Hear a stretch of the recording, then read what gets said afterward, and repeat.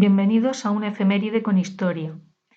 El día 9 de febrero del año 1601, Felipe III de España llega con su corte a Valladolid. Lo primero que cabría preguntarse es el motivo por el que cambia de sede la corte castellana, porque desde hacía 40 años su sede la tenía en Madrid. Estamos en el siglo XVII y la corte itinerante era cosa del pasado. Ya en el año 1519, Carlos I la sitúa en Toledo y será su hijo Felipe II quien la traslade a Madrid en 1561. Entonces, ¿por qué ahora se decide su cambio? La combinación de dos elementos lo van a propiciar.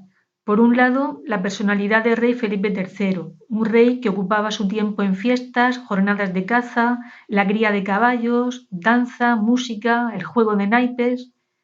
A este respecto, se puede decir que incluso llegó a desarrollar cierta ludopatía, llegando a perder grandes sumas de dinero.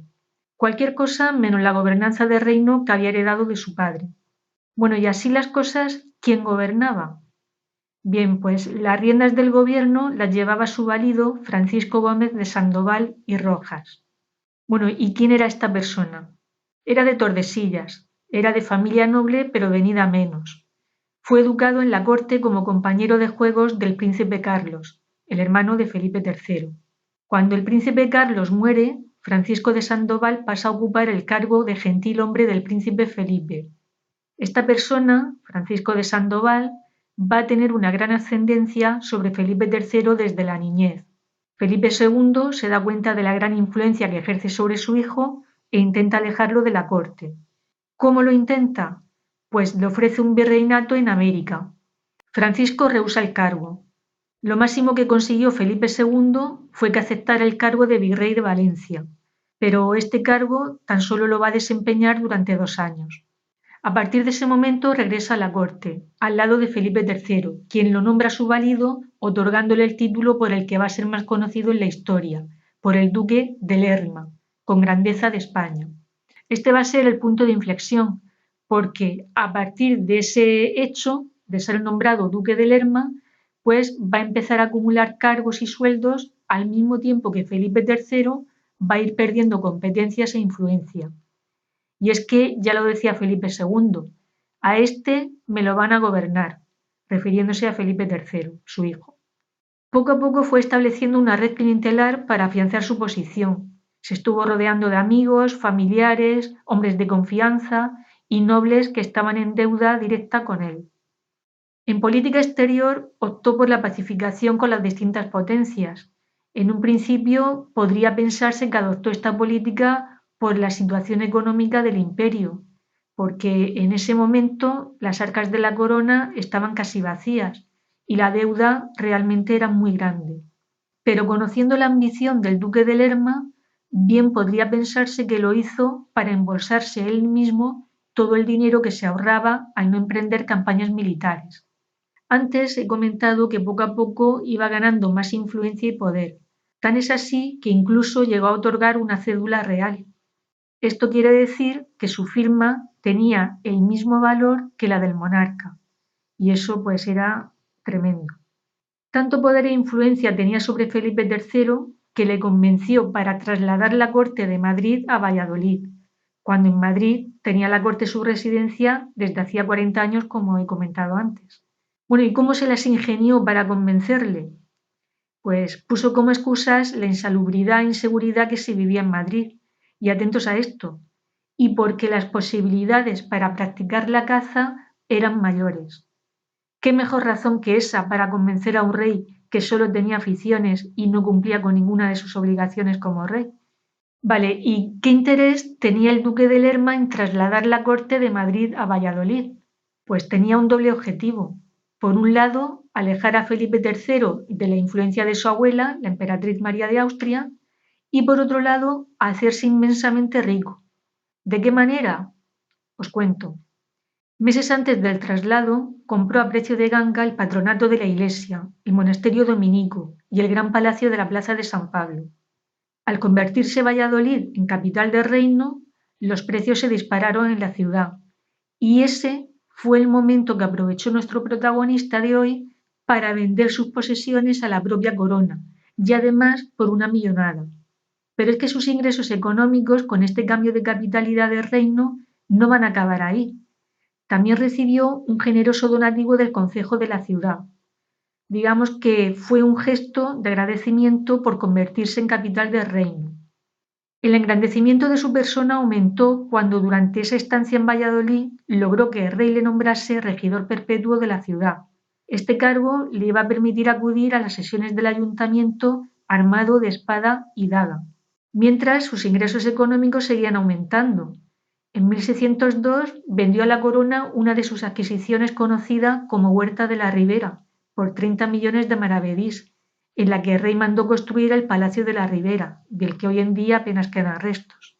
Bueno, ¿y cómo afectó a la ciudad de Valladolid el que fuera capital del reino? Pues la población se duplicó, llegando a los 70.000 habitantes. Urbanísticamente hablando, se ampliaron muchas calles y se construyeron palacios y casas señoriales, como la Casa Zorrilla, el Palacio de Pimentel, el Palacio de Santa Cruz. A esa ciudad llegaron personajes tan ilustres como el escultor Gregorio Fernández, Quevedo, Góngora, Rubens, Miguel de Cervantes. La casa que alquiló Cervantes durante su estancia en la ciudad es hoy en día la Casa Museo de Cervantes. En Valladolid nacieron el futuro Felipe IV y la que sería reina de Francia, Ana de Austria. Nacieron en el Palacio Real que Felipe III compró al duque de Lerma. El duque de Lerma mandó construir un gran palacio en su villa de Lerma, en la provincia de Burgos. Este palacio estaba conectado por un pasadizo con la iglesia donde está enterrado. Esto del pasadizo es un tipo de estructura de origen italiano. Parece ser que era una costumbre muy extendida en la época de los Austrias, y adoptada a su vez por la nobleza. Esta estructura respondía a no querer mezclarse con el pueblo llano. De esa manera se sentían más seguros en sus desplazamientos. 6 años después, el duque de Lerma volvió a convencer a Felipe III para establecer la corte en Madrid. Y volvió a repetirse lo mismo. El duque negoció con la ciudad de Madrid la vuelta de la corte. Se pactó un donativo de 250.000 ducados, de los que una tercera parte fue al duque y el resto a la corona. El duque volvió a comprar palacios, viviendas, que en ese momento pues estaban a precios muy bajos, para luego venderlos por auténticas fortunas. Se calcula que el duque se hizo con propiedades por valor de 80.000 maravedíes y obtuvo cerca de 55 millones de plusvalías gracias a sus pelotazos urbanísticos.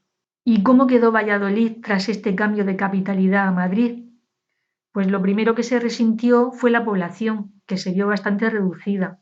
Comenzó una etapa de crisis y decadencia que empezó a ser superada nada menos que 2 siglos y medio después, en 1856, con la llegada del ferrocarril. Todo este entramado de corrupción fue destapado por una iniciativa de la reina Margarita, la esposa de Felipe III. Parece ser que hubo una investigación que fue descubriendo todas las irregularidades producidas. Culpables e implicados empezaron a caer, entre ellos un tal Rodrigo Calderón. Este Calderón era el valido del duque y esta persona fue ejecutada en la Plaza Mayor de Madrid. El duque de Lerma creyó que iba a tener la misma suerte y para salvar su cuello solicitó de Roma el capelo cardenalicio. De esa manera no dependería de la justicia civil o real, sino de la Iglesia. Este capelo cardenalicio le fue concedido en 1618, al mismo tiempo que el rey le daba permiso para retirarse a sus propiedades de la ciudad de Lerma, donde resultó intocable. Allí estuvo ejerciendo su cargo de cardenal y murió en Valladolid en el año 1625, retirado de la vida pública y después de haber acumulado una fortuna superior a los 40.000 millones de ducados.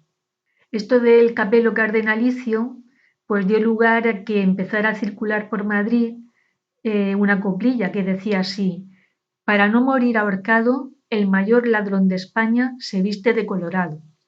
Ya hemos visto la ambición que dominaba al duque de Lerma, pero es que también fue una persona muy altiva. Su grado de altivez llegó tan lejos como el querer representarse en un cuadro de Rubens montado a caballo y con bengala. Bengala es un bastón de mando cilíndrico, algo que era exclusivo de reyes. Esa pintura recuerda una obra de Tiziano en que se representa a Carlos V también a caballo. También se hizo retratar por otro gran pintor, precisamente de Valladolid, que fue Juan Pantoja de la Cruz. Otro ejemplo de su alto grado de altivez fue cuando murió su esposa Catalina de la Cerda. El deseo de ella era ser enterrada en Medinaceli, porque era hija del cuarto duque de Medinaceli. Sin embargo, el duque de Lerma no respetó su deseo. Decidió que fuera enterrada en la capilla mayor de la iglesia de San Pablo de Valladolid. Su plan era levantar en ella un suntuoso sepulcro familiar, a imitación de los de Carlos I y Felipe II en el Escorial, y llamó a un gran artista como Pompeo Leoni para trabajar en ese proyecto. Su esposa murió en la villa de Buitrago de Lozoya, y este lugar estaba a 170 kilómetros de Valladolid. La comitiva fúnebre recorrió la tierra madrileña. Era el mes de julio, y debido al calor, el cuerpo comenzó a mostrar los primeros síntomas de descomposición, produciendo el consiguiente olor nauseabundo. Consciente el duque de Lerma del rechazo que podría producir el paso de la comitiva fúnebre por las calles de Valladolid, hizo que los restos de su esposa fuesen enterrados en secreto por la noche en la iglesia de San Pablo, y que el féretro se rellenara de piedras para simular el peso de doña Catalina. Y fue de esta manera como la comitiva fúnebre hizo su recorrido por las calles de la ciudad, con el falso féretro. Otra muestra de esa ambición desmedida del duque de Lerma fue la remodelación de la fachada de la iglesia de San Pablo. Su interés por convertir esa iglesia en el centro religioso cortesano hizo que mandara darle una altura 2 veces superior a la que tenía, y también hizo eliminar todos los emblemas del originario promotor del monasterio y los sustituyó por los suyos propios. Bueno, pues ya hemos terminado con la efeméride de hoy. Hemos conocido un poco la figura del duque de Lerma y las motivaciones del traslado de la corte de Madrid a Valladolid. Espero que os haya resultado interesante. Si es así, le podéis dar al me gusta y suscribiros a mi canal Una efeméride con historia. Hasta el próximo día.